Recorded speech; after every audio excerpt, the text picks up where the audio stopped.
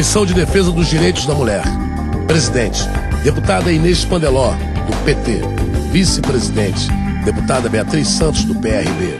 Membros efetivos, deputadas Sheila Gama, do PDT, Sula do Carmo, do PMDB e Valdete Brasiel, do PR. A Comissão de Defesa dos Direitos da Mulher aqui da Alerj serve para discutir as questões de gêneros, a questão relacionada aos direitos da mulher, apresentar projetos e dar parecer em projetos de outros deputados que têm a ver com esse assunto.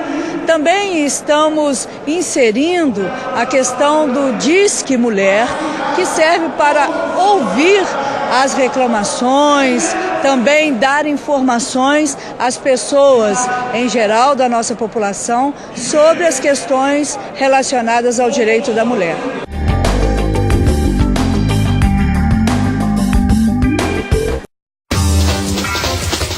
Agora é lei. A Lei 4.961 de dezembro de 2006 obriga que todos os berçários e UTIs neonatal tenham câmeras de vídeo. As imagens gravadas deverão permanecer arquivadas durante pelo menos 15 dias.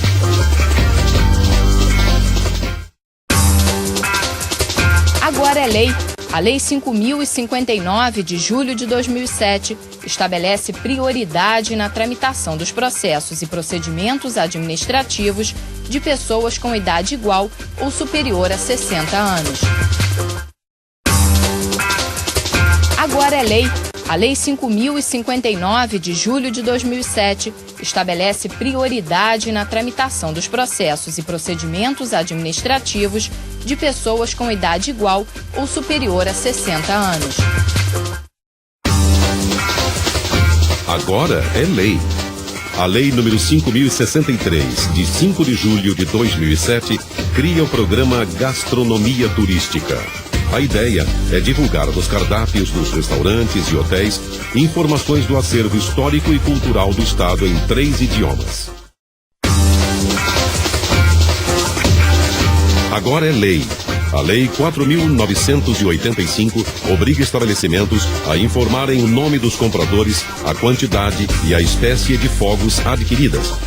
É proibida a venda e a utilização de fogos de artifício em cuja confecção sejam empregados materiais que não desintegrem ou que possam ser projetados como a explosão.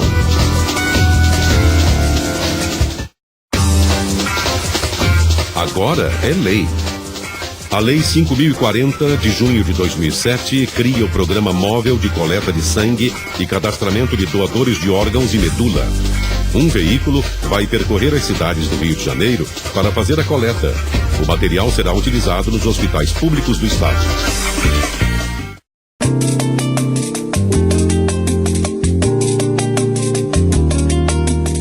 Voltamos com o programa Alerj e Cidadania. O tema de hoje, esporte. Deputado Chiquinho, Luiz Mendes, a Copa de 70 foi a mais bonita da história? Para mim foi, porque a de 58 eu tinha 4 anos, a de 62 eu tinha 8, a de 66 eu tinha 12, então já acompanhava futebol. Só que a de 66 foi uma tragédia, o Brasil foi muito mal. E a de 70 foi uma Copa do Mundo muito bonita, o Brasil com uma bela seleção, do meio campo para frente. Então, eu acho que nada mais apareceu igual àquele time. Mas foi uma Copa do Mundo que eu vivi, foi a primeira Copa do Mundo com televisão a cores, enfim. Então foi um momento que marcou, foi uma época que marcou a minha vida.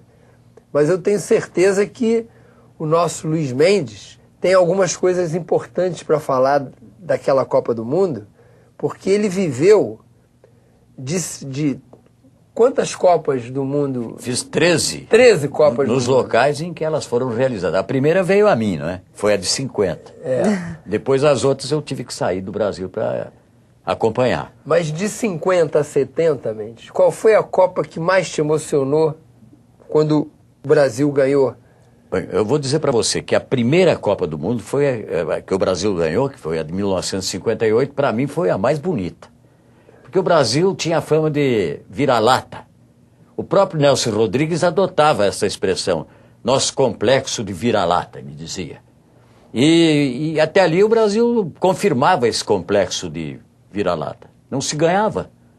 de repente, aquilo que o Mário Filho costumava dizer em suas crônicas, que o Brasil possuía o melhor futebol do mundo, se confirmou. Em 1958, o Brasil ganhou a sua primeira Copa. E foi indiscutivelmente uma coisa linda. Chamaram a seleção do Brasil de seleção de ouro. O Brasil era um país praticamente desconhecido em termos mundiais. Eu me recordo até que, chegando num restaurante uma vez, uma pessoa me perguntou em que lugar do mundo ficava o Brasil, se o Brasil ficava na África. Nem isso os europeus sabiam. Quer dizer, foi o futebol mesmo que projetou. E a partir daí todo mundo ficou sabendo onde fica o Brasil. Então já foi o maior embaixador, historicamente, o maior embaixador do Brasil foi, sem dúvida alguma, aquela seleção que chamaram de seleção de ouro. E que ganhou para nós o primeiro título, que nos tirou esse complexo de vira-lata. E nesse time havia os dois maiores jogadores, estavam juntos os dois maiores jogadores da história do futebol. Um se chamava Pelé, e se chama, e o outro se chamava, lamentavelmente, digo se chamava, porque Garrincha. Já não faz parte do mundo dos vivos, o grande Garrincha. Esses dois jogadores foram extraordinários, eles estavam juntos na mesma seleção. Imagino. Vejam até que o destino, os deuses do futebol provavelmente, como o destino manobrou. O Pelé jamais poderia ser invicto na seleção brasileira. Por quê? Porque no primeiro jogo dele, contra os argentinos, por uma Copa Roca, aqui no Maracanã, o Brasil perdeu por 2-1. Então ele iniciou jogando com a seleção brasileira. O seu primeiro jogo, ele foi derrotado, embora tenha feito o gol do Brasil. O Brasil perdeu por 2-1. E o Garrincha não. O Garrincha só perdeu a última partida que jogou. Foi contra a seleção da Hungria no campeonato de 66. Ele era invicto até ali.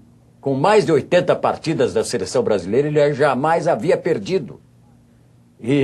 Mas os deuses do futebol às vezes vão dormir. E dormiram também em relação à Taça Jules Rimet, roubada na Inglaterra e super disputada na Copa de 70. Como é que foi essa história, Luiz? Olha, na Inglaterra ela foi roubada 2 vezes, no meu modo de ver. Uma vez ela foi roubada mesmo. Os ladrões foram lá e apanharam a taça dentro da sede da Associação Inglesa. E aí,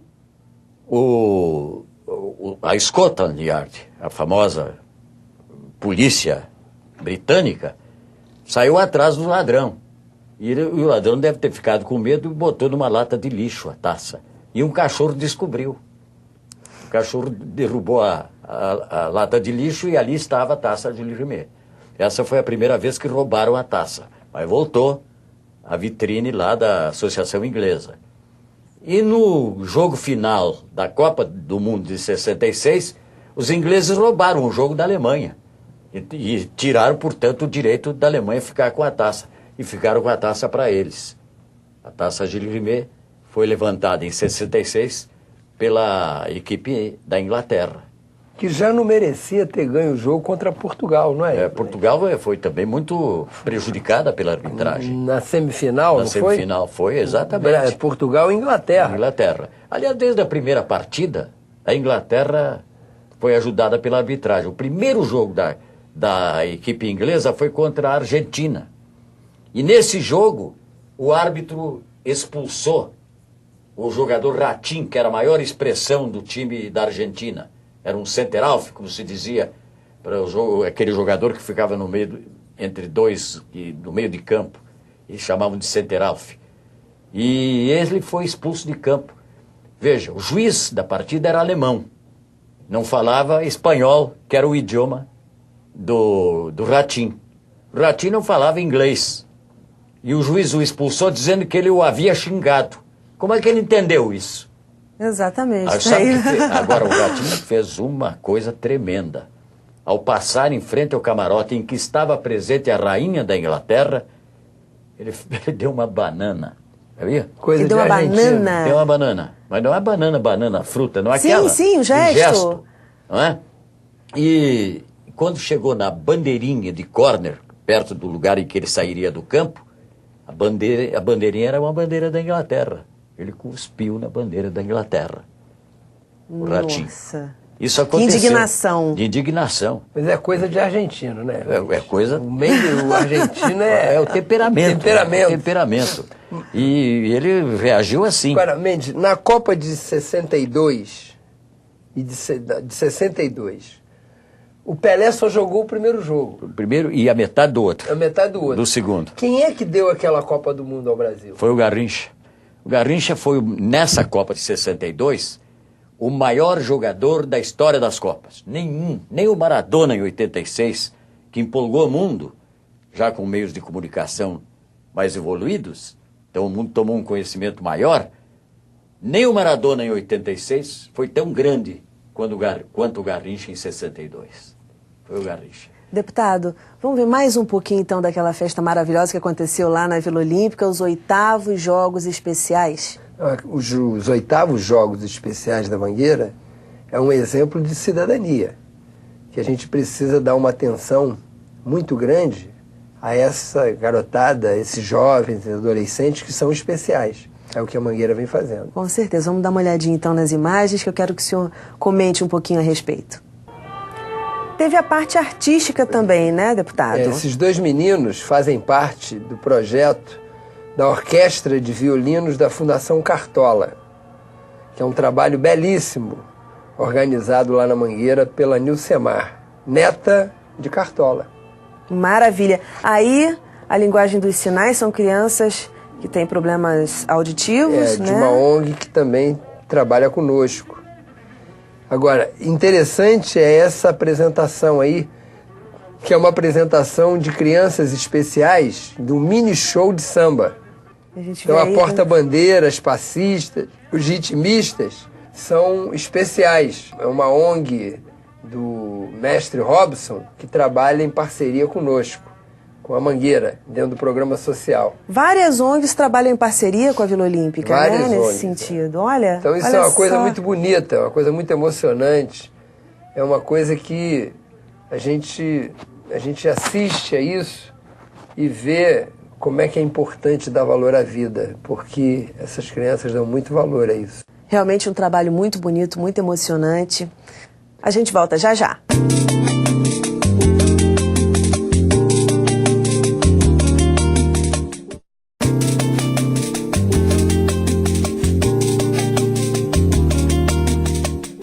Olá, está no ar o Alerj Cidadania. No programa de hoje, nós vamos falar sobre a revitalização do Carnaval de Rua. Aqui no estúdio, eu converso com o deputado Chiquinho da Mangueira e com o presidente do bloco Cordão do Bola Preta, Pedro Ernesto.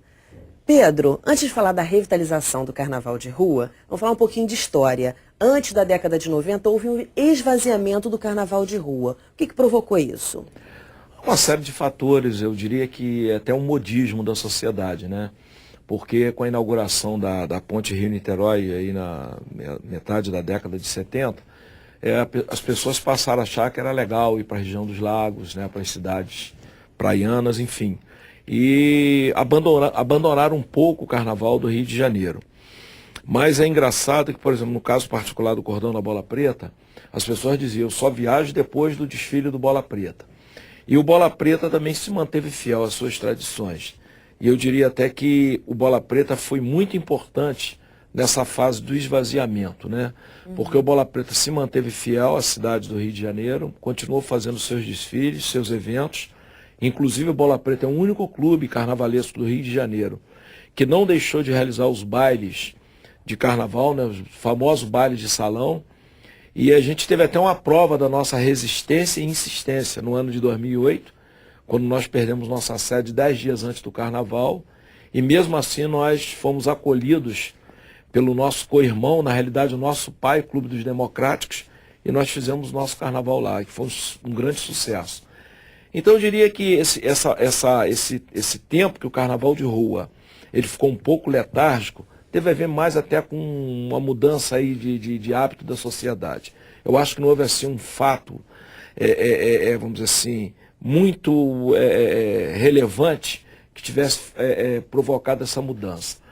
E agora sim, agora que eu acho que é hora de haver uma preocupação para dar uma força, para dar uma prestigiada no Carnaval de Rua, para que ele se mantenha do jeito que está e se torne cada vez mais forte. Né? Por que você acha que, por exemplo, no Nordeste isso não aconteceu? Eu acho que houve aí uma contramão, né? Enquanto as autoridades públicas no Nordeste, vou citar especificamente Salvador, quando o Antônio Carlos Magalhães foi prefeito de Salvador, ele deu uma grande revitalizada no Carnaval de Rua de Salvador, com uma série de medidas privilegiando o Carnaval, né? Através de decoração, um apoio irrestrito a todas as instituições que faziam o Carnaval de Rua de Salvador, e exatamente essa carência que a gente sente hoje no Rio de Janeiro. Né? Na realidade, aconteceu um fato também no meio disso tudo. O Carnaval do Rio de Janeiro, quando acabaram os bailes de salão, os blocos também sentiram um baque, mas alguns resistiram e outros acabaram. Mas houve um foco que elitizou um pouco o carnaval, que foi o carnaval do desfile da Marquês de Sapucaí. A ida das escolas de samba para lá. O desfile da Marquês de Sapucaí passou a ser o point do carnaval do Rio de Janeiro. Deixou de... Antigamente todos os clubes, tinha bailes, eu me lembro na minha época de jovem, eu morava na Tijuca, tinham 12 bailes de carnaval só na Tijuca. Isso tudo acabou. Então, quando isso acabou, houve um enfraquecimento dos bailes populares de rua, porque antigamente tinha os bailes populares de rua que eram organizados pela prefeitura. Aí a prefeitura também não deixou de fazer ou começou a fazer assim muito pontual. Então na Grande Tijuca tem um, que é em Vila Isabel. Tem um no Meier, tem um em Madureira. Antigamente não. E agora sim, agora que eu acho que é hora de haver uma preocupação para dar uma força, para dar uma prestigiada no Carnaval de Rua, para que ele se mantenha do jeito que está e se torne cada vez mais forte. Né? Por que você acha que, por exemplo, no Nordeste isso não aconteceu? Eu acho que houve aí uma contramão, né? Enquanto as autoridades públicas no Nordeste, vou citar especificamente Salvador, quando o Antônio Carlos Magalhães foi prefeito de Salvador, ele deu uma grande revitalizada no Carnaval de Rua de Salvador, com uma série de medidas privilegiando o Carnaval, né? Através de decoração, um apoio irrestrito a todas as instituições que faziam o Carnaval de Rua de Salvador, e exatamente essa carência que a gente sente hoje no Rio de Janeiro. Né? Na realidade, aconteceu um fato também no meio disso tudo. O Carnaval do Rio de Janeiro, quando acabaram os bailes de salão, os blocos também sentiram um baque, mas alguns resistiram e outros acabaram. Mas houve um foco que elitizou um pouco o carnaval, que foi o carnaval do desfile da Marquês de Sapucaí. A ida das escolas de samba para lá. O desfile da Marquês de Sapucaí passou a ser o point do carnaval do Rio de Janeiro. Deixou de... Antigamente todos os clubes, tinha bailes, eu me lembro na minha época de jovem, eu morava na Tijuca, tinham 12 bailes de carnaval só na Tijuca. Isso tudo acabou. Então, quando isso acabou, houve um enfraquecimento dos bailes populares de rua, porque antigamente tinha os bailes populares de rua que eram organizados pela prefeitura. Aí a prefeitura também não deixou de fazer ou começou a fazer assim muito pontual. Então na Grande Tijuca tem um, que é em Vila Isabel. Tem um no Meier, tem um em Madureira. Antigamente não. Cada bairro tinha um baile popular. Então o carnaval de rua, de bailes populares também praticamente acabou. E o que segurou o carnaval de rua foram os blocos. em especial o Bola Preta, que foi o bloco que mais resistiu a isso tudo, porque o Fala Meu Louro acabou. O Cacique de Ramos ficou restrito só ao pagode lá na quadra do Cacique. O Bafo da Onça praticamente acabou, tá muito, enfim, o bafo existe, mas não sai. Boêmio Girajá. Boêmio Girajá acabou. Então, esses eram os grandes blocos. Agora surgiram outros blocos que têm uma outra conotação. É diferente o Bola do Sovaco do Cristo, é diferente o Bola de todos os outros. Apesar de que esses blocos que surgiram agora estão fazendo um grande benefício ao Carnaval de Rua do Rio de Janeiro. Porque o Carnaval de Rua do Rio de Janeiro abre com Bola Preta no sábado, arrastando aí 300 mil pessoas. E depois tem os outros blocos que vão fazendo seus desfiles nos bairros. Isso está provocando uma inversão, quer dizer, cada vez mais atraindo os foliões. Exatamente. E algumas bandas estão voltando com força, como é a banda de Ipanema, a banda da Barra e outras bandas. Então, o Carnaval do Rio de Janeiro, para quem acha que o Carnaval do Rio de Janeiro está mal, não. O desfile é o maior espetáculo do mundo a céu aberto. Os blocos estão voltando a fazer grandes carnavais de rua, puxados pelo Bola Preta, que é o maior bloco que tem no mundo. As bandas estão voltando a fazer as suas saídas antes do carnaval. Então, se você pegar os ensaios das escolas de samba, que começam em agosto e vão até o carnaval, nenhum lugar do Brasil tem tanto carnaval como tem o Rio de Janeiro. O Bola Preta tem 89 anos de idade, quer dizer, é considerado um patrimônio cultural do Rio. O senhor falou, o Bola Preta nunca deixou as tradições de lado. O que é isso? Explica um pouquinho melhor. Por exemplo, nós, em nenhum momento, nós aderimos ao modismo, né? Por exemplo, quando o funk passou a ser o grande mote da juventude, nós não permitimos que a nossa orquestra, a nossa tradicional banda de carnaval, enveredasse pelo funk. Ou seja, nós preservamos, assim, de uma maneira muito ativa e objetiva, a música tradicional de carnaval. E eu cito até um fato ocorrido aí nos últimos 10, 12 anos, quando a nossa querida, né, inestimável Estação Primeira de Mangueira resolveu levar a banda do Cordão da Bola Preta para fazer a apresentação nos seus ensaios. E eu me lembro até que o saudoso José Carlos Rego dizia como que pode fazer uma harmonia de samba de quadra com carnaval de banda, né?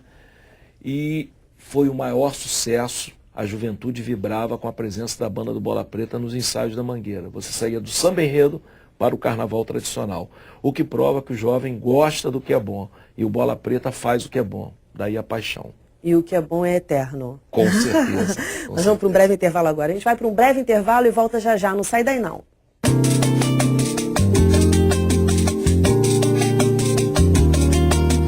Que é os que têm enredo. Que é os que têm enredo. Que é a federação. Que é outra coisa. Outro tipo de bloco. Outro tipo de bloco. E dependendo disso, se recebe apoio da prefeitura ou não? Esses recebem. O Estado sempre, todo ano, ajuda a Liberge e a Associação de Blocos. A Liberge é a Associação de Blocos de Embalo. E a Associação de Blocos é de blocos de enredo. Exatamente. Eles recebem uma ajuda do governo do Estado e eu acredito que da Rio Tour também. Da Rio Tour também deve receber. Como é que é feito isso? É necessário que se faça um credenciamento, né, um cadastramento junto à Rio Tour, junto lá à Secretaria de Cultura do Estado do Rio de Janeiro, e a partir daí é definida uma verba que é rateada de acordo com a importância de cada bloco, de acordo com seus orçamentos, enfim. E o Cordão da Bola Preta, mesmo não sendo considerado, que o Bola Preta, na realidade, ele hoje está na categoria de bloco de embalo, porque não existe mais os cordões de carnaval. E o Bola Preta, então, tem um patrocínio da Rio Tour, né, um apoio cultural da Rio Tour e também da Secretaria de Cultura. Bola Preta entra na categoria de blocos independentes, junto com o Cacique de Ramos, junto com o Bafo da Onça, né?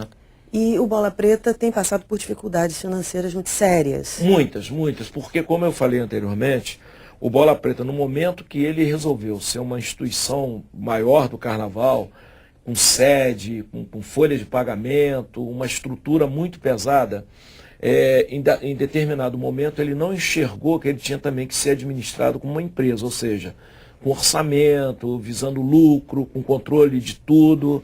E, lamentavelmente, o Bola Preta cresceu demais na década de 70, graças, inclusive, a um evento que foi lançado pela primeira vez num clube do Rio de Janeiro, foi no Bola Preta, que foi a roda de samba, porque a roda de samba era normalmente em barracões, em quadras descobertas, e foi para dentro do Bola Preta. Aquilo foi a galinha dos ovos de ouro do Bola Preta durante vários anos, e a partir dali, os grandes carnavais, o Bola Preta adquiriu muitos imóveis. Só que não adiantou adquirir os imóveis, no momento que não soube administrar esses imóveis. E, lamentavelmente, aconteceu aquilo que ninguém gostaria que acontecesse. Que o Bola Preta, como instituição de carnaval, é uma instituição querida. O Bola Preta não tem torcida contra. O Bola Preta só tem torcida a favor. Mas, devido exatamente à falta de visão dos dirigentes no decorrer dos anos, o Bola Preta chegou à situação ao ponto de perder a sua sede, que era o símbolo, né? Aquela sede foi inaugurada no dia 31 de dezembro de 1949 e, lamentavelmente, encerrou suas atividades no dia 22 de janeiro de 2008. Mas que agora, com a ajuda da Secretaria de Cultura do Estado e do governador Sérgio Cabral, eles estão recebendo uma sede, um local, para que é um comodato com o Estado, onde eles possam continuar todas as atividades culturais que o Bola faz, porque as pessoas que não conhecem acham que o Bola Preta só desfila uma vez por ano. Era isso que eu queria que ele explicasse. Mas não é o caso. O Bola Preta como é que funciona faz isso? Carnaval durante durante o ano inteiro. Você vai no Bola Quarta, tem baile. Você vai no Bola Sexta, tem samba. Tem samba. Você vai no Bola Sábado, tem sempre alguma coisa. Só não tem domingo. É verdade. Né? Então, o Bola Preta vamos dizer assim, é a fumaça do Carnaval do Rio de Janeiro. Bola Preta acabou o Carnaval, dá uma paradinha aí de uns 15 dias e já começou. O Bola Preta já está abrindo as suas portas para fazer o que ele sempre fez, que é cultura. Então, essa atitude do governador, na qual eu tive o privilégio de colaborar, de participar, eu acho que foi uma atitude de um governador que gosta do samba, que gosta do carnaval, e não poderia deixar o Bola Preta na mão como não deixou. Bom, a gente vai para um breve intervalo e volta já já.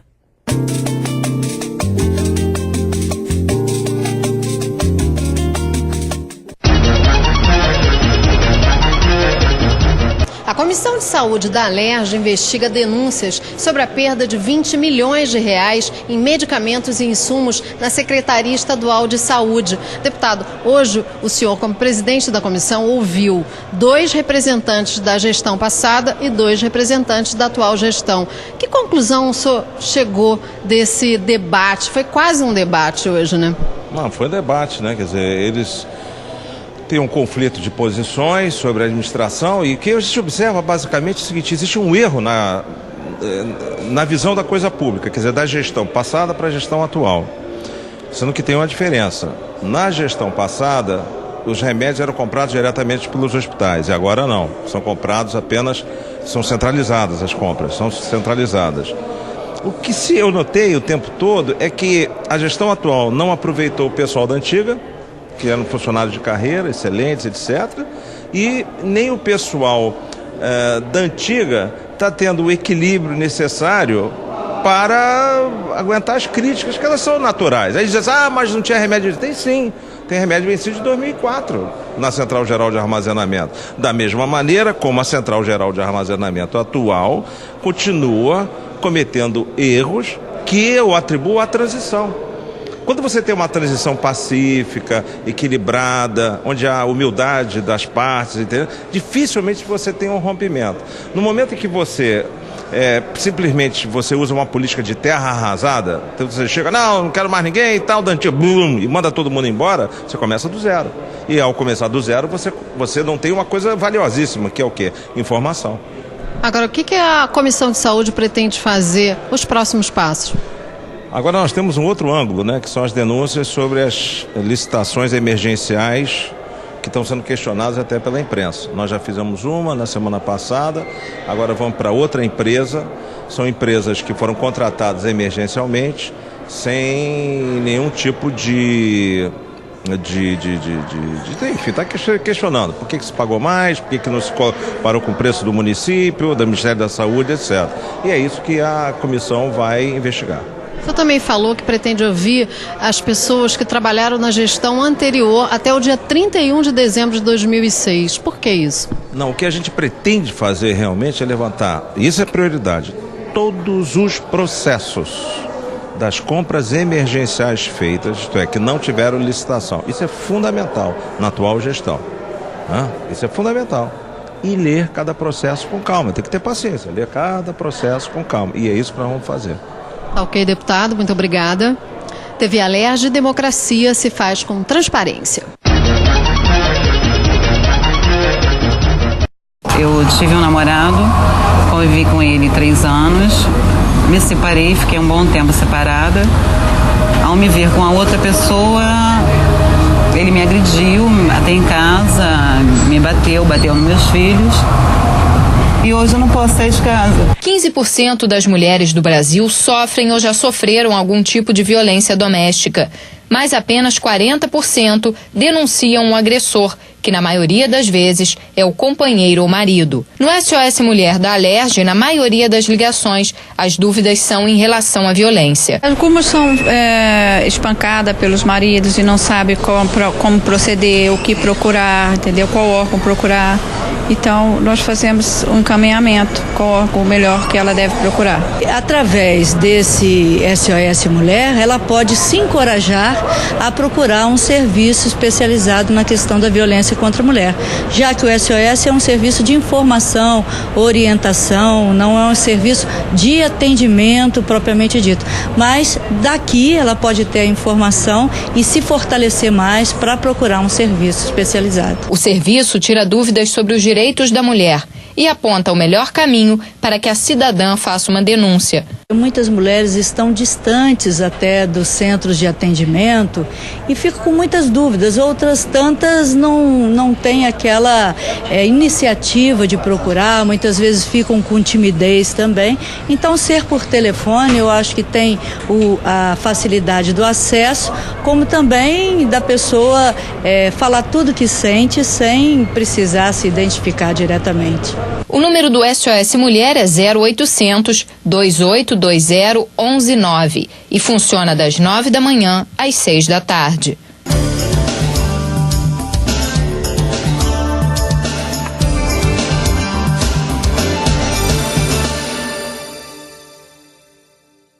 Uma manifestação cultural trazida pelos negros escravos que vieram da região africana, do Congo e de Angola. Uma dança que criou raízes no interior do Rio de Janeiro, Minas Gerais e São Paulo, e que até hoje é mantida pelos descendentes de escravos do Quilombo São José. Uma comunidade que fica na Serra da Beleza, em Valença, município do estado do Rio de Janeiro. Assista agora o documentário Jongo, uma dança profana e religiosa no Quilombo São José. No dia 13 de maio, é um dia muito bonito. No dia 13 de maio, é um dia muito bonito. Todos os pretos se reúnem, meu Deus do céu, passará São Benedito. Todos os pretos se reúnem, meu Deus do céu, passará São Benedito.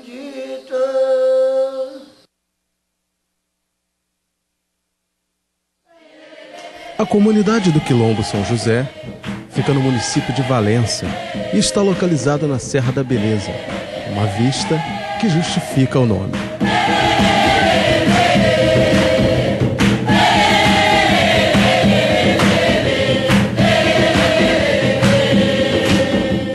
agricultura e de subsistência, a sabedoria das ervas medicinais, o artesanato tradicional, as benzeduras, o calango,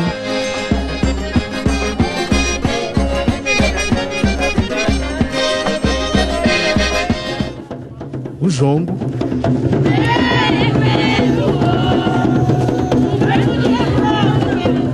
fazem parte do cotidiano dos moradores. Nós nascemos, criamos aqui e trabalhamos aqui, sempre trabalho assim, sabe, negócio de roça, que a minha mãe sempre lutou, né, ensinando a gente vai assim, nas coisas que a mãe da gente ensinou, né. Nasci aqui. Aí minha mãe morreu, aí fui criada com a minha madrinha. Aí só que agora eu não tô morando aqui não. Aí tem 2 anos que eu moro na Barra. Mas sempre vivi aqui. Por que você foi morar em Barra? Porque aqui é difícil o serviço, né? A gente tem que trabalhar mais na roça, né? Aí eu queria um serviço melhor e eu fui trabalhar lá. Aí lá eu vivo agora. Mas sempre tô aqui. Tô de férias, vim pra cá. A vida toda eu tô aqui. Mas se tivesse trabalho aqui, você gostaria de viver aqui?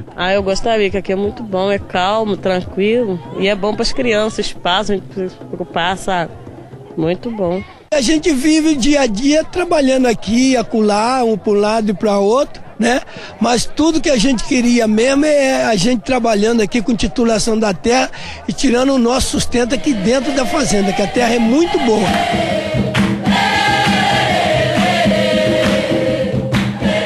Visitar o Quilombo São José é uma volta ao passado. Pouca coisa mudou desde a abolição da escravatura. A luz elétrica é recente. Quando não tinha luz elétrica aqui, como é que vocês faziam? A gente vivia bem até. Vivia que a gente tá acostumado mais com aquela, né? De que pelo menos eu tô mais acostumado com aquela que acabou agora do que essa. Essa, graças a Deus, até que pra mim tá sendo até mais fácil até. A outra era bom por uma parte e ruim assim pro outro, porque faltava a querosena, né? Faltou tudo. Porque a lamparina só acende com a querosena, né? Então quando faltava a querosena, faltava tudo. Aí vivia sempre mais no escuro do que no claro, né? O fogão a lenha, o ferro a brasa e o candeeiro fazem parte do dia a dia. Vocês agora passam no ferro elétrico ou ainda passam naquele ferro de brasa? Não, por enquanto aqui hoje não tem ferro elétrico não. Só tem televisão e essa luz mesmo.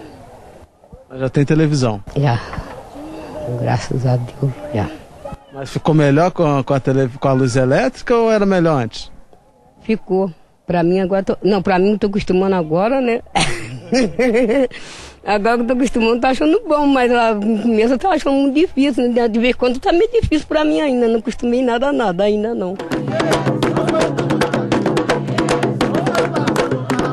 São aproximadamente 200 negros e é a 7ª geração desde os primeiros escravos que foram trabalhar nas lavouras do café da Fazenda São José.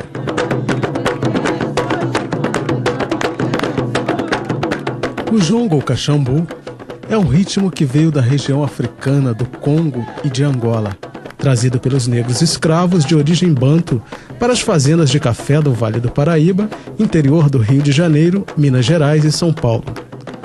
Nos dias dos santos católicos, os senhores de escravos permitiam que eles dançassem o jongo, para acalmar a revolta e o sofrimento da escravidão. O jongo é uma dança profana para o divertimento, mas uma atitude religiosa permeia a festa. Assim como nós perdoamos a quem nos tem ofendido, não deixeis cair em tentação, mas livrai-nos do mal. A Umbanda e o catolicismo andam lado a lado.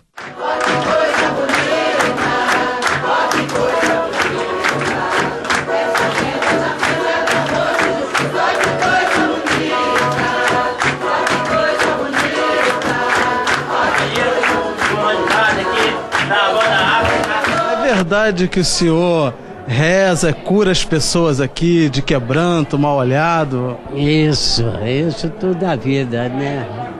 Onde trabalhar com o espiritismo eu já rezava em pessoa. Tá? Quantas vezes dei muita vida. Não era só criança não, adulto mesmo, né? Aí era a fase do médico, essas coisas, mordida de cobra, tudo. Isso, inclusive mordida de cobra, as pessoas eram curadas com a reza do senhor. Era a reza. Nunca perdi uma pessoa nem uma criação. Graças a Deus. Glorioso Senhor São Bento, que é meu protetor. Os negros montam uma fogueira e uma barraca de bambu para os pagodes e arrastapé, onde os casais dançam o calango. À meia-noite, a negra mais idosa e responsável pelo jongo interrompe o baile. É hora de acender a fogueira e formar a roda. Ela se benze nos tambores sagrados, pedindo licença aos pretos velhos para iniciar o jongo.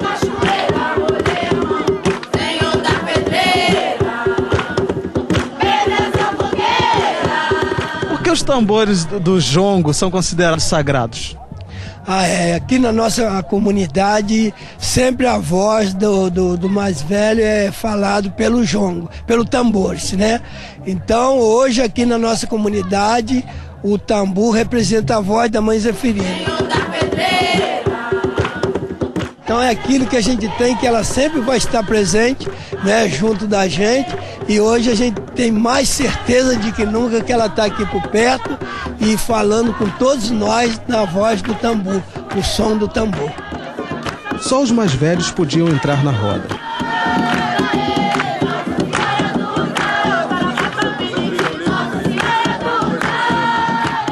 A roda de jongo tem muito segredo, né? E a criança sempre tinha a língua leve, então eles deixavam a criança um pouquinho de lado, né? Por causa da língua leve. E outras coisas também, porque no passado a roda de jongo era muito difícil terminar sem uma rodada de pau, né? Então, um sururu. Sururu. Então, quando começava o sururu, aí as mães já ficavam, né? Tinha mãe aqui na comunidade que quando chegava em casa via que não era o filho dela, que tinha levado o filho da outra, né? Mas como todo mundo aqui é parente, não fazia mal. Depois do almoço, no outro dia, a garota era destrocada, né? Os jongueiros eram uma mistura de poetas e feiticeiros que se desafiavam nas rodas para disputar sabedoria. Eles buscavam encantar uns aos outros por meio da poesia e do ponto do jongo. Quem recebesse um ponto tinha que decifrá-lo na hora e respondê-lo. Caso contrário, ficava enfeitiçado, chegando a desmaiar, perder a voz, se perder na mata ou até mesmo morrer. O jongo, ele tem um pouquinho de mironga, né? Então, não é simplesmente... O que é mironga? Mironga é alguma coisa que muita gente se desconhece, né? Então, o jongo tem mironga. Assim que a minha mãe falava, vocês para entrar numa roda de jongo, se benzem primeiro e se respeita muito, né? Porque o jongo tem mironga. E a mironga é isso aí, se você entrar numa roda de jongo despreparado, você pode receber uma força negativa de todos aqueles que estão ali presentes. E se você entrar bem numa roda de jongo com fé e querendo apenas se divertir, você pode se curar de certo sofrimento. Dança-se o jongo no dia 13 de maio, dia consagrado aos pretos velhos. Nos dias dos santos católicos de devoção da comunidade, nas festas juninas e nos casamentos. Os jongueiros dançam muitas vezes descalços, vestindo as roupas comuns do dia a dia.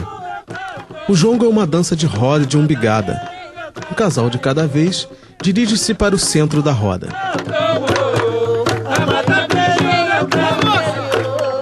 O jongo é dançado ao som de 2 tambores. Um grave, o caxambu ou tambu, e um agudo, o cadongueiro. Os tambores são sagrados, pois têm o poder de fazer comunicação com outro mundo, com os antepassados. Ainda hoje, crenças místicas fazem parte do imaginário dos moradores do Quilombo São José. Como é que é essa coisa da mãe do ouro, que diz que tem aqui no Quilombo, é uma força sobrenatural? Como é que é isso? A mãe do ouro aqui isso é verdade, aqui existe mesmo. É igual hoje assim, de repentemente ela pode pintar, mas não adianta esperar também, que às vezes a gente espera e ela não acontece. E de repente, agora uma das coisas boas que quando aparece a Mãe do Ouro, pelo menos tem alguma coisa boa para acontecer aqui na comunidade. Como que ela se manifesta? Ela se manifesta sob um raio de luz, né? Ela sai daqui dessa direção que nós tomamos, ela choca naquela pedreira lá em cima, que lá tem uma marca branca na pedreira, que é onde ela choca. Quando ela bate naquilo, dá um estrondo, né?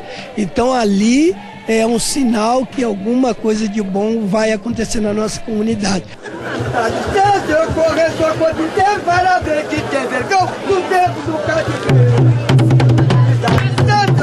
O jongo é cantado, primeiramente pelo solista, com versos livres improvisados, e o refrão respondido por todos.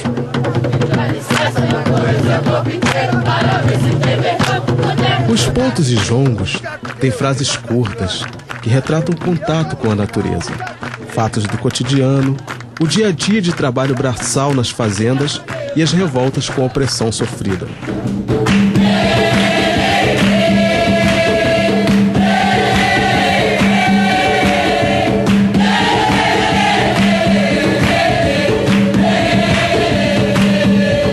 Os jongueiros trocavam o sentido das palavras, criando um novo vocabulário. Desta forma, eles se comunicavam por meio de mensagens secretas, que muitas vezes protestavam contra a escravidão, zombavam dos patrões publicamente, combinavam festas de tambor e fugas. Nesses dias de festa, a feijoada, o calango,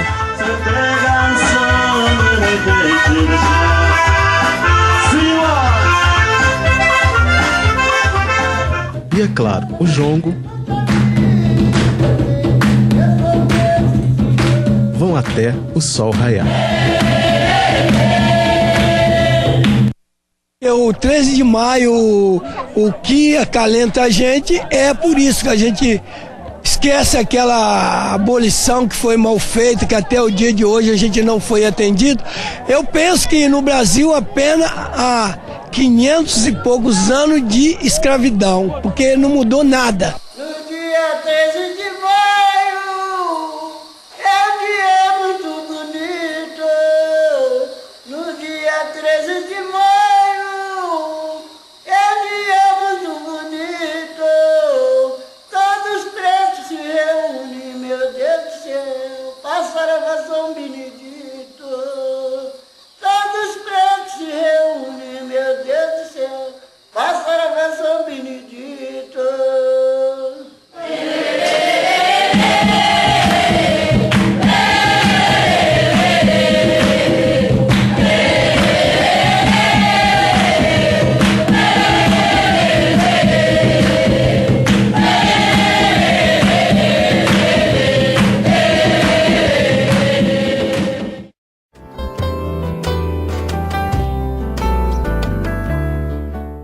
Estamos de volta com Miguel Gomes, coordenador do projeto Rio Ruas Comerciais, e o deputado estadual João Pedro.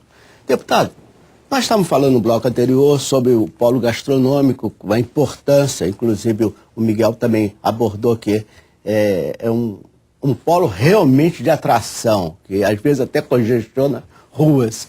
Eu lhe pergunto, o Rio hoje tem uma gastronomia preparada para oferecer de qualidade à população, que nós sabemos que São Paulo disputa muito com o Rio de Janeiro em termos de gastronomia. E o Rio, amadureceu? Ah, muitíssimo. Esse foi um tema, Edgar, que eu me deparei, enfim, tratei com o sindicato de bares, de hotéis, restaurantes similares, com a Brasel, enfim, com os próprios comerciantes, que era preciso a gente incrementar. E aí, um dado para mim foi uma grande novidade. Nós temos dificuldade em profissionais de qualidade na parte de gastronomia.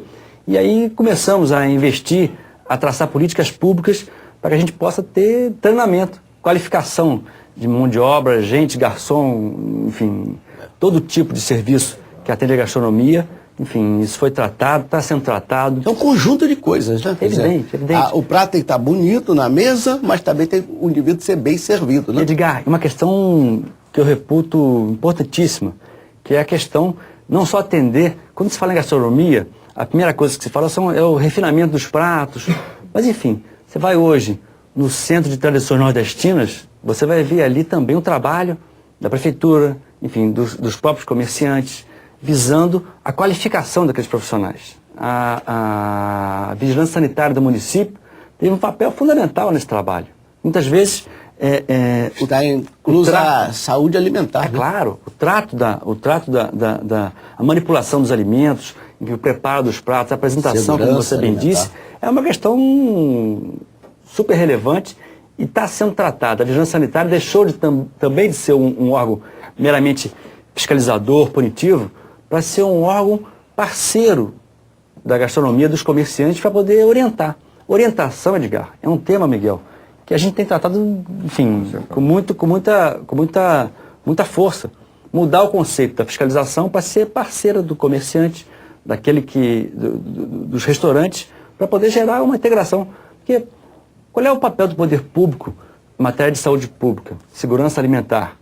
O papel é gerar qualidade na ponta, para nós, consumidores, para o cidadão, para o turista que vem ao Rio de Janeiro, poder usufruir de um alimento saudável, com qualidade, enfim, bem preparado. Então, conseguimos reverter essa situação e hoje a qualidade dos alimentos consumidos no Rio de Janeiro é muito melhor graças a essa integração, essa parceria que Miguel Gomes disse no bloco passado sobre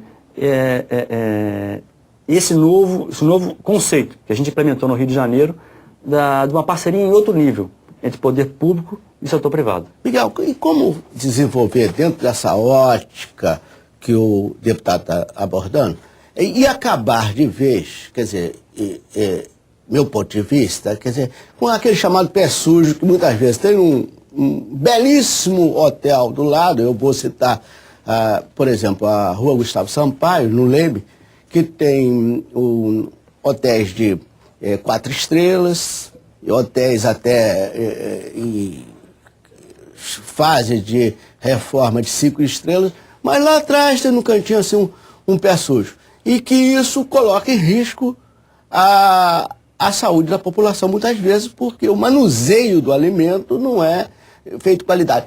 A prefeitura pode dar uma ação mais enérgica para despertar isso e fazer com que a consciência daquele comerciante, olha, você se tratar bem a alimentação que você serve à população, você vai estar inserido num contexto maior? Quando a gente faz o polo, o próprio movimento dos participantes do polo leva a que os comerciantes se qualifiquem, porque ele passa a ter referenciais. Todos os restaurantes que participam dos polos têm cursos de manipulação de alimento, por exemplo. Que é muito bom. Muito bom. Entram sempre nessa parceria instituições como o Sebrae, Senac, Sindirio, que tem um trabalho importante. Isso não é bem o papel da prefeitura, é papel dessas instituições. A prefeitura, quando entra na parceria, ela já traz essas instituições que qualificam tem curso, tem treinamento, tem consultores. É um trabalho especializado para a qualificação deste comércio. Mas o importante é que quando o polo é criado, o polo gastronômico, no caso especificamente nessa categoria, são 8 polos gastronômicos na cidade. 8 polos gastronômicos. Desses 17 que nós temos, 8 são gastronômicos. Isso dá mais ou menos aí uns 400 restaurantes na soma entre todos os polos.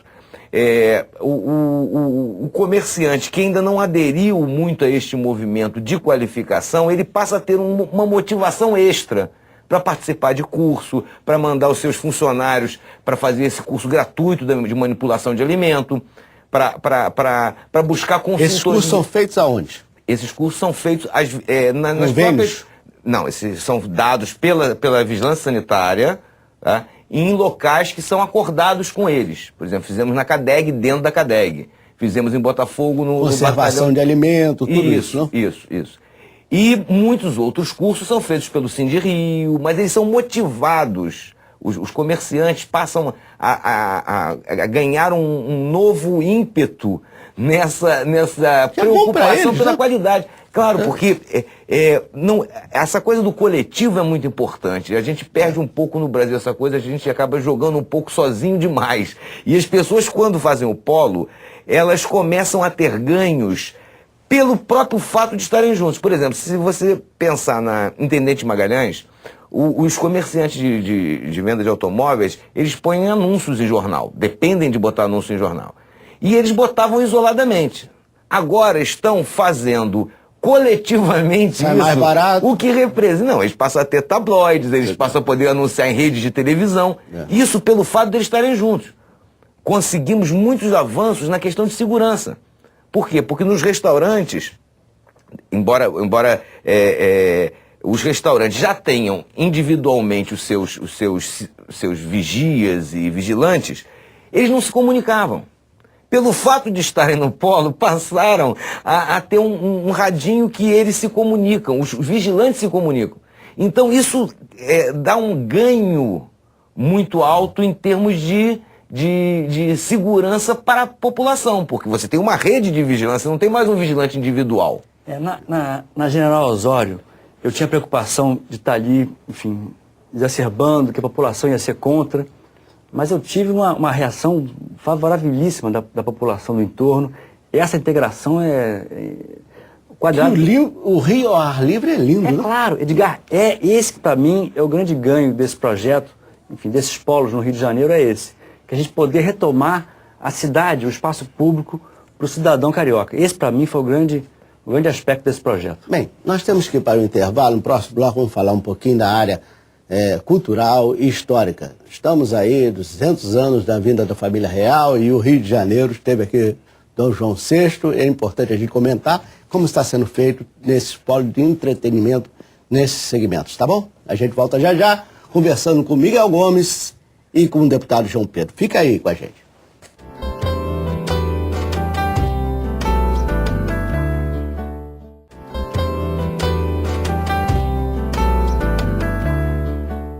Estamos de volta com a LERJ Debate, conversando com Roberto Dinamite e com Robson Grace. Roberto, nós sabemos que o preparo de um jogador de futebol exige muito, é o dia a dia.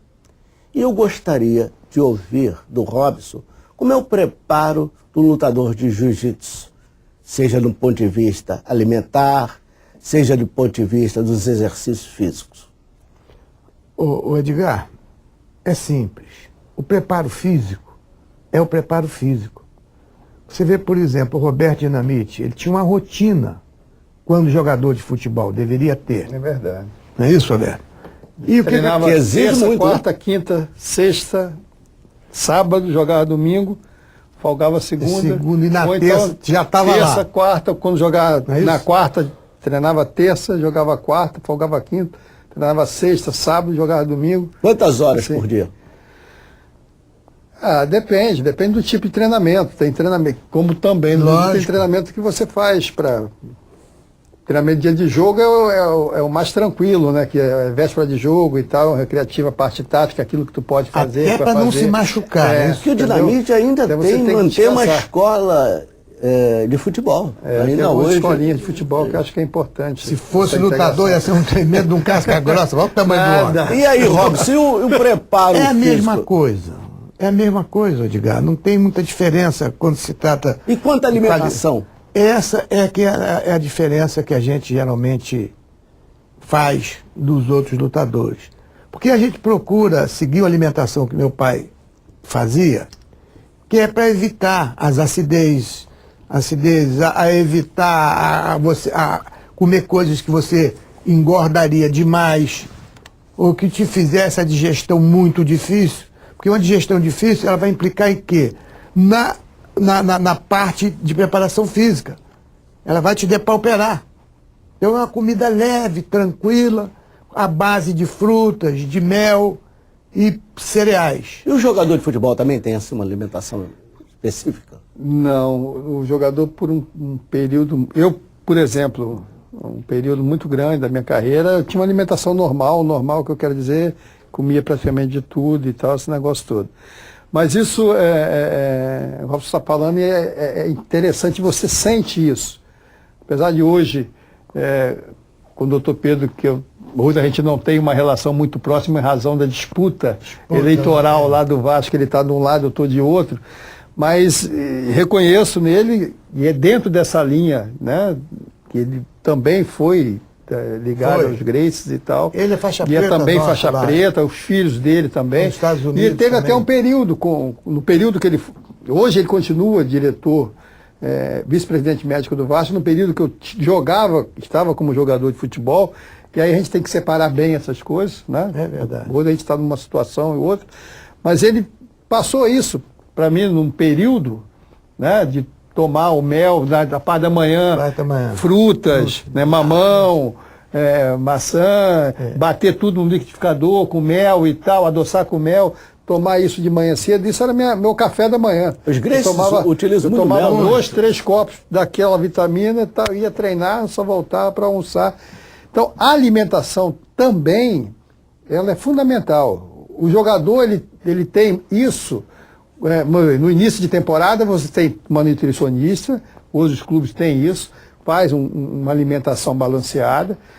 A gente tem isso, ou tinha isso no período, véspera de jogo. Você treinava a semana toda e tal, ia para a concentração, aí você tem uma alimentação balanceada, você tem uma alimentação no dia do jogo, que é uma alimentação mais leve, né? É verdade. Você almoça normalmente 4 horas, no mínimo 4 horas antes de uma partida, né, para fazer digestão e tal, essa coisa toda.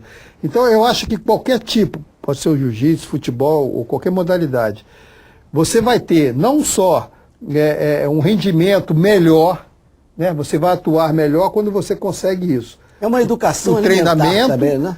O balanceamento, a parte alimentar e o descanso, né? Essas são as coisas fundamentais em qualquer tipo de esporte que você venha praticar. Você vê a sabedoria que o esporte dá, além da capacidade das pessoas de interpretar o que é um atleta. É sabedoria, está aqui. O papai achou, nessa parte de estudo dele, que ele tinha que trazer o homem aos seus primórdios. Carlos Gracie. O nosso querido grande mestre Carlos Gracie. Está entendendo? Então ele usava isso em todos nós, nos atletas, nos aconselhamentos, até para cura. Isso é importante. Você acha, Dinamite, que a luta, seja a luta livre, ou jiu-jitsu, ou judô, ou qualquer outra modalidade, poderia ser implantada dentro das escolas públicas? Como eu uma acho das que matérias? Sim, principalmente essa parte que entra do jiu-jitsu. Que ele é educacional, você não está praticando uma luta tão somente, você não está ali numa luta, entendeu? Você tem, é o que eu falo, em qualquer segmento você tem ali o quê? Um orientador que você olha, uma referência para você. Você vai para uma luta com um colega, um garoto, você vai para um combate com um garoto, entendeu? Aquilo ali, você está, claro, o garoto tem essa iniciativa de querer vencer, e aí, em alguns momentos, eu acho que é onde a coisa é um pouco prejudicial, é quando a família, ou o pai ou a mãe, bota o garoto para treinar, para lutar, para fazer jiu-jitsu, e quer que o garoto saia dali ganhando todo mundo na luta. Que não perca. Que não é por aí, que não perca. Então, eu acho que esse ensinamento do equilíbrio, do respeito, toda uma preparação para uma luta, entendeu? Para um treinamento de uma criança com a outra, você vê quando termina o combate, né, o procedimento, né? Agora, deputado, muito legal. Eu queria aproveitar. Eu acho que o Estado hoje pode e deve desenvolver esse trabalho dentro das escolas públicas. E aí quando se fala, ele fala assim, isso vai aumentar a violência. Pelo contrário, vai dar um equilíbrio às pessoas para que ele possa saber separar aquilo que é violência e aquilo que é o esporte em si. Agora, deputado, uma coisa. A grande preocupação hoje da federação em relação às artes marciais, eu queria aproveitar... Eu acho que o Estado hoje pode e deve desenvolver esse trabalho dentro das escolas públicas. E aí quando se fala, ele fala assim, isso vai aumentar a violência. Pelo contrário, vai dar um equilíbrio às pessoas para que ele possa saber separar aquilo que é violência e aquilo que é o esporte em si. Agora, deputado, uma coisa. A grande preocupação hoje da federação em relação às artes marciais é saber quem vai ensinar esse equilíbrio às crianças. Como assim? Por exemplo, você tem um cachorrinho. Cachorro machuca a pata. Você vai levar ele aonde? Veterinário. Veterinário tem um estudo, tem uma placa lá que ele fez, um diploma e tudo isso. Como é que você pega teu filho e leva para uma academia que não sabe quem é entre aspas, o veterinário? E como normalizar isso? Nós temos uma lei e eu estou agora aqui, eu não sabia, estou sabendo que é o presidente da Comissão de Desporto da Assembleia. E atuante. E desportista sabe o que eu estou falando. Quer ver? Você fala, a pessoa não te entende. Esse sabe. Então, eu queria, Roberto, que você me ajudasse. Eu estou encarregado de coordenar isso com todas as federações de artes marciais, de criar, que já foi criado, um curso para um técnico de artes marciais. Curso profissionalizante. Isso.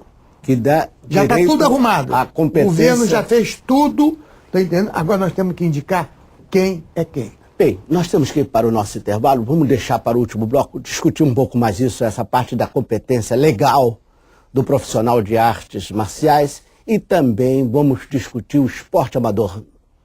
A gente volta já já. Tá bom. Fica aí.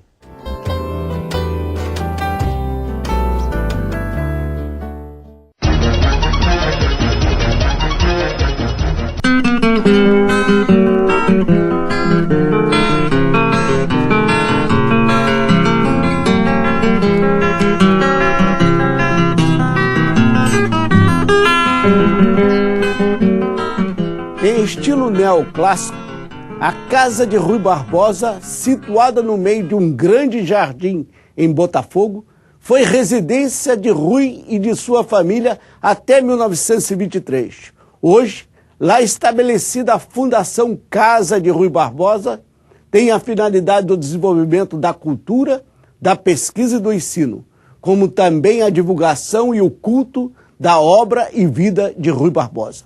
Vamos lá conhecer? Eu vou conversar com a pesquisadora Ana Pessoa, que é diretora do Centro de Memória e Informação da Casa de Rui Barbosa. Ana, fala um pouquinho da importância da Fundação Casa de Rui Barbosa. A Fundação é uma das 4 fundações do Ministério da Cultura.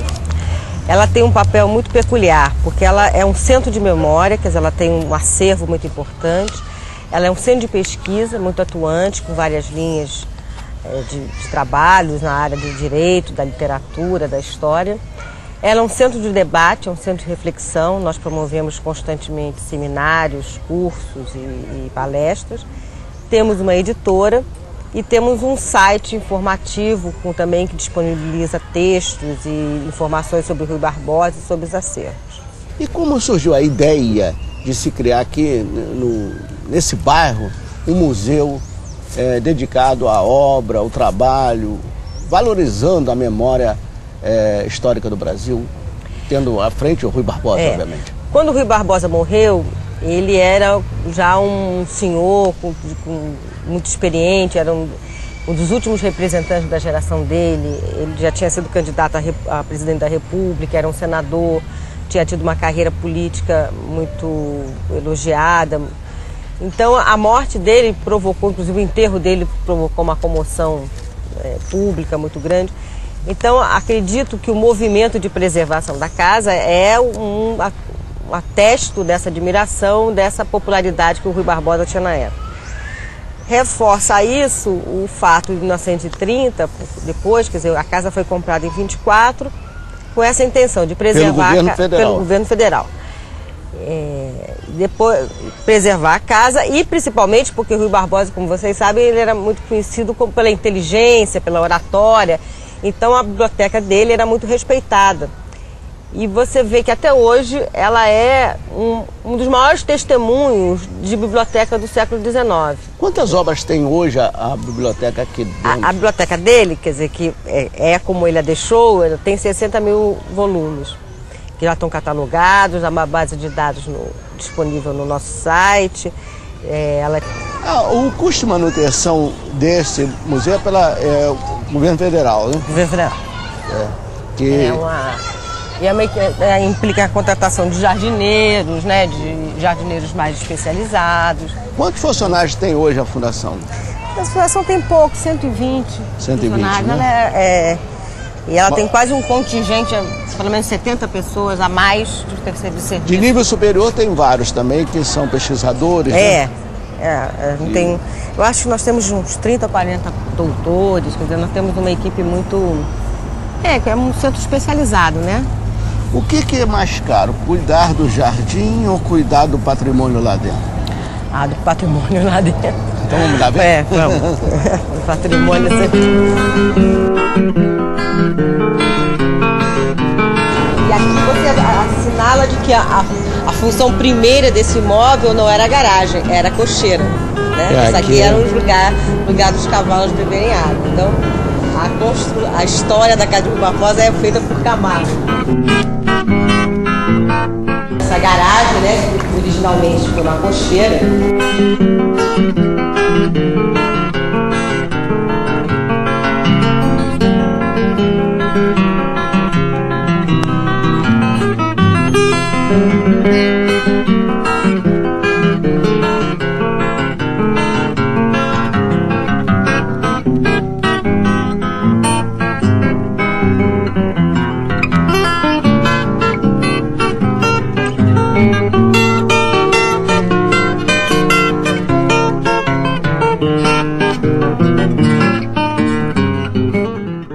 Vamos agora conhecer a famosa biblioteca do Rui Barbosa. Vamos até lá, então.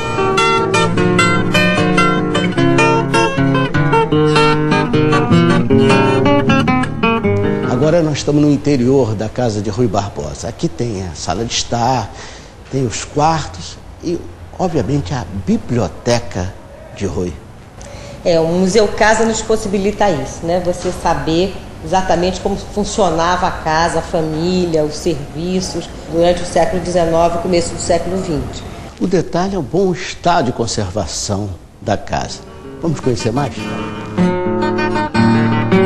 Bom, esse corredor nos leva aos quartos, né, da família. Aqui é da filha menor, aqui é o banheiro, ali é o quarto do casal. E quando o museu foi inaugurado em 1930, eles decidiram dar nomes às salas com determinados acontecimentos importantes na casa do Rui Barbosa. Detalhe, sala habeas corpus.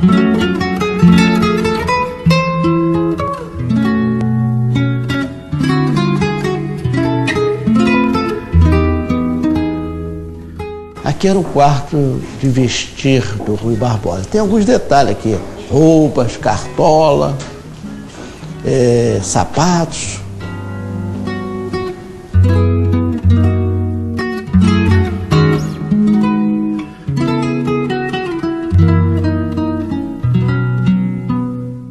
Agora podemos conhecer o gabinete onde o Rui trabalhava, que era uma área mais privada, mais fechada a visitas. Essa aqui era uma área mais social, ali era uma área onde mantinha o trabalho dele mais concentrado. Vamos lá.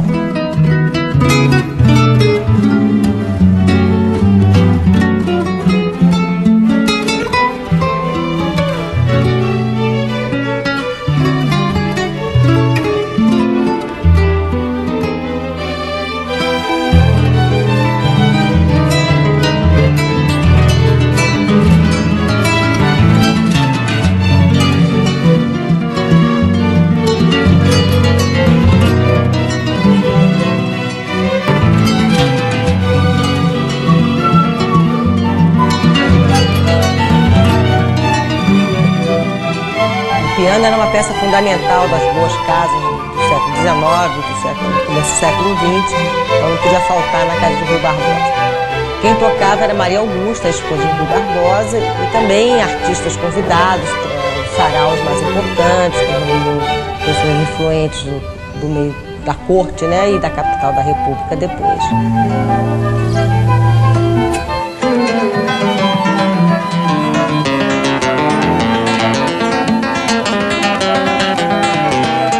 Aqui é um salão de baile, onde aconteciam as recepções mais importantes, mais sofisticadas.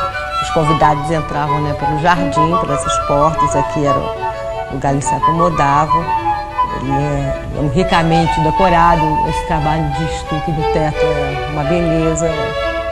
Um detalhe de lustre. Majestoso. As porcelanas também, quer dizer, há uma decoração majestosa, né?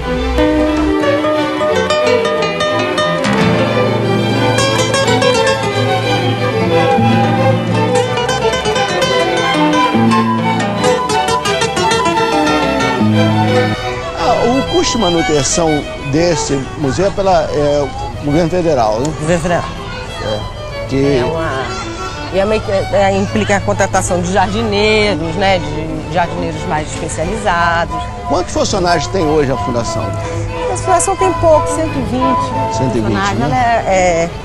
E ela tem quase um contingente, pelo menos 70 pessoas a mais de terceiro serviço. De nível superior tem vários também, que são pesquisadores. Eu acho que nós temos uns 30, 40 doutores, porque nós temos uma equipe muito... que é um centro especializado, né? O que é mais caro, cuidar do jardim ou cuidar do patrimônio lá dentro? Do patrimônio lá dentro. Então vamos lá ver? Vamos. O patrimônio sempre... E aqui você assinala de que a função primeira desse imóvel não era a garagem, era a cocheira. Né? Isso aqui era um lugar dos cavalos beberem água. Então, a história da Casa de Barbosa é feita por Camargo. Essa garagem, né, originalmente foi uma cocheira.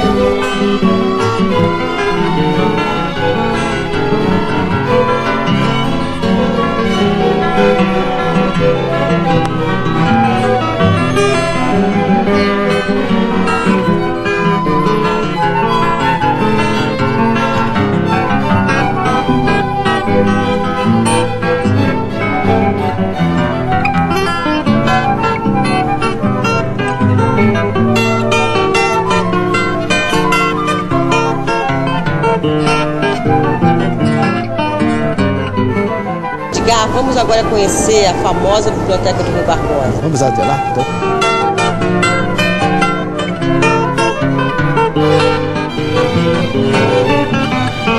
Agora nós estamos no interior da casa de Rui Barbosa. Aqui tem a sala de estar, tem os quartos e, obviamente, a biblioteca de Rui. O Museu Casa nos possibilita isso, né? Você saber exatamente como funcionava a casa, a família, os serviços durante o século XIX e começo do século XX. O detalhe é o bom estado de conservação da casa. Vamos conhecer mais? Bom, esse corredor nos leva aos quartos, né, da família. Aqui é o quarto menor, aqui é o banheiro, aí é o quarto do casal. E quando o museu foi inaugurado em 1930, eles decidiram dar nomes às salas com determinados acontecimentos importantes na casa de Barbosa. Detalhe, sala habeas corpus. Comissão de Cultura. Presidente, deputada Jane Consolino, do PTC. Vice-presidente, deputada Inês Pandeló, do PT. Membros efetivos, deputados Marcelo Freixo, do PSOL, Délio Leal, do PMDB e Sheila Gama, do PDT. A Comissão de Cultura tem por objetivo atender, né, às necessidades da classe artística, atender a necessidade dos jovens que precisam realmente ter um incentivo à cultura, né? Então, acho que com esses dois pontos, a classe do teatro, a classe do cinema sendo atendida, eles têm como atender às necessidades dos nossos jovens, né, os anseios dos idosos, né, que precisam de um lazer, e a cultura está aí ocupando todo o espaço.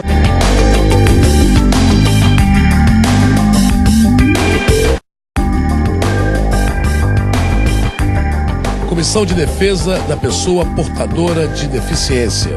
Presidente, deputada Sheila Gama, do PDT. Vice-presidente, deputado Tucalo, do PSC. Membros efetivos, deputados Wagner Montes, do PDT, Chiquinho da Mangueira, do PMDB e Rodrigo Neves, do PT.